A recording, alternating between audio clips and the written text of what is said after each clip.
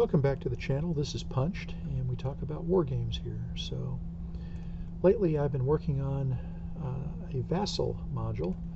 I recently completed the Pick Guam Vassal module, which I demonstrated in a previous video, and now I've got on to a new Vassal module, and let's take a look at that. It is a module for Armored Knights Case Blue for their Don Bend game. That's the Case Blue German offensive on the Eastern Front in 1942. And so I'm going to load up a save game and just talk about what I've done here recently. Load up the demo. And I'm still early days on this one. It's quite the work in progress. And so let's grab the mini-map and put ourselves in a better place. So we've got a mini-map. Yay, we can jump. And I'm going to reduce this down. Okay, nice clean looking map. And we are generally in the area that we want to be in here. This area right here. I would say, oh, yeah, this is approximately where we want to be. This is the area that is, oh, I don't want to go up that far. So this area in here and a little bit further north is part of the scenario that I'm working on. It is the scenario called the Tank Cemetery. And so far I have one unit. Just one unit. And it's this guy.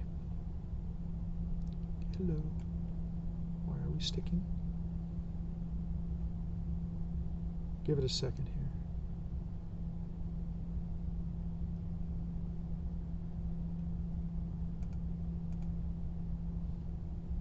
Well, that's disappointing, isn't it?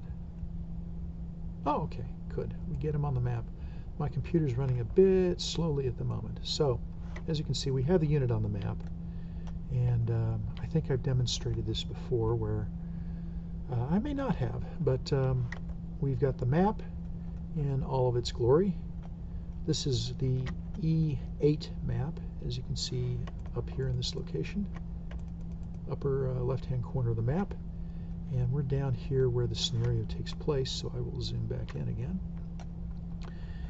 And this is in, of course, Vassal, and so this is the upcoming module for Don Bend, the Don Bend game. Now I'm only doing the first scenario here for starters, just to get my feet wet. Then I may have other things to do before I come back to other scenarios, but it's something. Anyway, first unit, and on that unit, let's zoom a little more, we've got a few features that are implemented. Not everything that you see, excuse me, not everything that you see on this particular menu, but we can lose a step. And so now we're looking at the flip side of the counter. We can regain that step, should it be necessary to do so, and we can send it to the Axis loss box.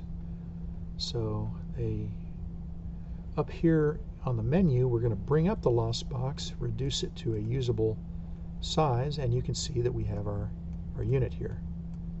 And we're going to basically restore him, so undo those movements and bring him back to the map, or we could just simply manually move him from one area to the other. So that's basic sort of casualty functionality for this game, and we'll go further. There's a lot more to do on this. So I would also point out that I can, of course, move the counter, and you can see up in this area up here that as we do the moves, it has messages about the moves, and of course they can be undone. But suppose that I did want to move, say, along this road, and we can see the movement trail. Whoa, okay. Let me clear that out. Okay, nothing up my sleeve. Suppose I want to move over to Lepoligovsky from where I am. Okay, move, and you can see the movement track here. These nice blue counters with the lines and so on. So that's about all that is really working at this point. I can delete, I can add them back to the map. Of course, we have our 1d6, which we are not going to be really using. We're going to use a 1d10, and I should get that sorted out fairly soon. But it's a good start, and we'll go on from here. My current intention is to complete all the functionality that is necessary to handle the tank cemetery scenario, and then I will release it out into the wild on the Vassal Module Library, and would love to hear of some gameplay from the field. I know that there are a couple of folks who had reviewed the game that were really interested in seeing a Vassal module, I think, and that should work out fairly well. Okay, hope you like what you saw, and I'm going to keep doing these things. Of course, I'm going to keep working on the module and making progress. So I suppose, before I sign off, let's close out the game, and let's show you a bit of technique on how I did it. So you notice that we're over here, and I just simply said edit module, right? So this is my module. Of course I can edit my module. And I think I pointed out before that I can edit other people's modules, which is great because you can go in and say, well, how does Normandy 44, how does this module do certain things? They do things that I would like to do myself. And I've done some of that. I've also looked at the Pacific Island campaign Iwo Jima that had some good stuff in it too. So anyway, I edit my module, give it a moment, and that pops up an editing interface. And so for the Lost Box, I just simply had to add a new German, I suppose this zooms, no it doesn't. Can I do a Control 2? Yes, yes I can.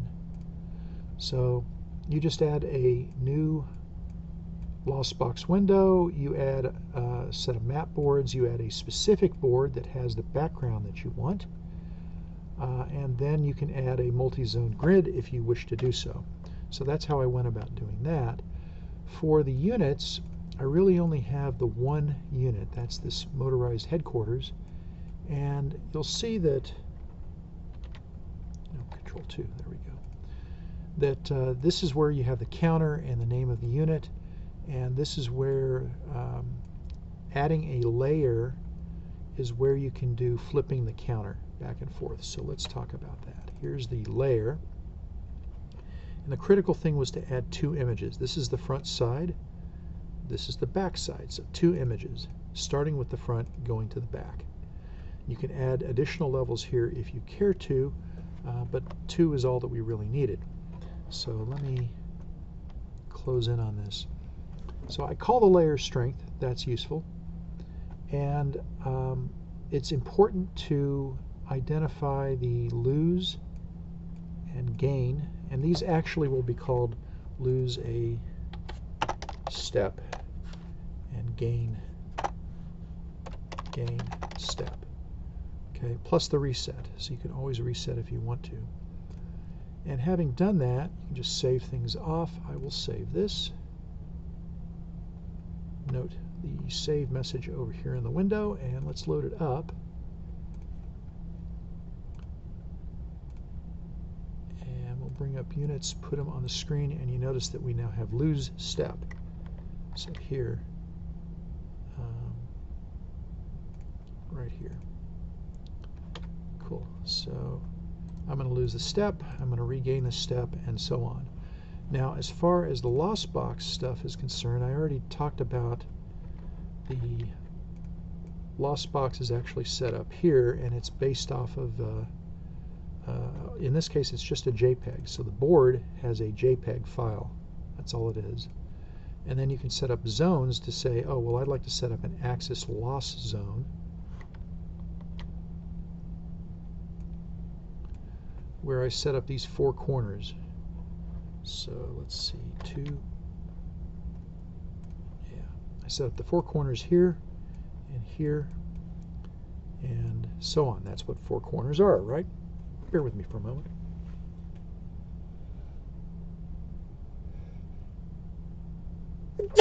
Excuse me. Allergies today, I suppose. So anyway, you set up the zone, and that's fine. And then the interesting thing will be that we set up a prototype of a German ground unit. So we go to our unit prototype definitions, and the German ground unit has a command, send to location, right here. And that is going to send to the Axis lockbox, where we identify the map and the zone within that map that we're going to be sending it to. We also identify a key command that is somewhat useful, because we can report the action. When we get the action send to Axis loss box, we can then put up some text that is useful to know what's going on. And so that is how we get this functionality, where he sends to the loss box, and you can see the text up here. Then I undo it, and he comes back. So that's I suppose it's technical. That's the technique, I suppose, for doing this. And you wind up having a lot of game piece prototype definitions that stack on each other. So the German ground unit is also a ground unit, and the ground unit has things that are common to all ground units, such as gaining or losing steps, movement trails, other layers to indicate things that haven't really been implemented yet. And in turn, that refers to a basic. So a basic allows you to delete a unit, to toggle whether it's moved, and so on. So you wind up having kind of a graph or a network of these things, and ultimately you get to the one that is actually applied to the unit. And that's a great way to do things. I first started adding functionality when I was doing the Pacific Islands campaign. I first started adding functionality directly to the pieces, right? And I had to copy and paste and do a whole lot of duplication, and the prototypes get you around that, but you have to be careful with it. So that's about all I have to say. I hope you've enjoyed the video. Like it if you will. Would love to hear your comments, possibly things you would like to see. The likelihood is that techniques for doing Vassal modules, at least for a hex and counter war game, I'm probably going to utilize a great many of them. And hopefully I will cover a fair number of those in subsequent videos. So like, comment, and we'll see you down the road.